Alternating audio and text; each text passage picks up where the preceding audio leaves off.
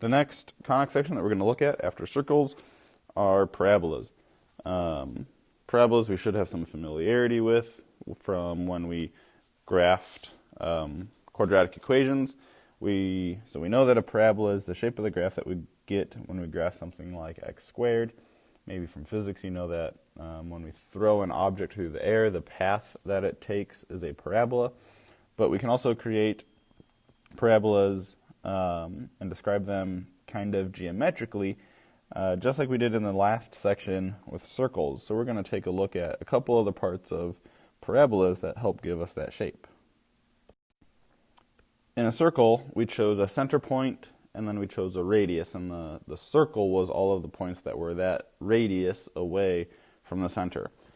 Well, for a parabola, instead of just a center and a radius, we're going to choose a point and some line. To make this a little bit simpler to start with, I'm going to have those centered around the point 0, 0. But we choose a point and a line, and then the parabola will be made up of all of the points that are equidistant, so the same distance from whatever ordered pair xy. So the points on the parabola are the same distance to the point that we chose and to the line. Okay, so this point here is called the focus. It's the focus of the parabola, and it's not actually on the parabola. The parabola is going to be going around the focus. And then the line down here is called the directrix. Okay, so we choose a point and a line, and those generate the points on the vertex. I'm going to call the distance from the middle of it to our focus, we're going to call that distance P. And again, we're choosing points so that the distance from our focus to any point is equal to the distance from that point to that line. So let's do some algebra using the distance formula to generate the pairs of x and y that will work for these two conditions, just like we did for circles. So we want the distance from 0p to any xy.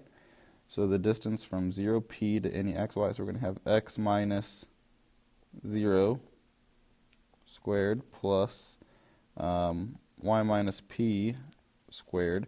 That's the distance from our focus to any point xy. We want that distance to equal the distance from xy straight down to our directrix. Well, the point on the directrix is going to have the same x coordinate, and its y is going to be just a negative p. So for this one, our x is our x and x. It's the same x coordinate. And then we would have y minus a negative p, so y plus p, and that is squared. So if we square out those terms, x minus 0 is x squared is x squared. Y minus p squared, we would have to FOIL there, and we're going to get y squared minus 2py plus p squared. On the right side, we're going to have x minus x, that's 0. 0 squared is 0, so that whole term goes away. And then y plus p squared is going to give us y squared plus 2py plus p squared. Now both of these sides are in a square root, so if we just square both sides, that will undo both of the square roots.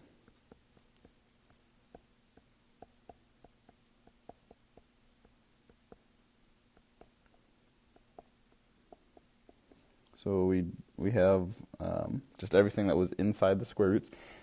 And now if we start to subtract some things or move things across, so if we subtract y squared from both sides, it would cancel out on both ends. If we subtract p squared, it would cancel out on both sides. If we add 2py, then we're going to end up with x squared equals 4py. And that's the general form for a parabola. And this p is just the distance from the vertex of our parabola to the focus and to the directrix. So we're going to use that value, kind of like the radius of the circle. We're going to use that value to graph parabolas.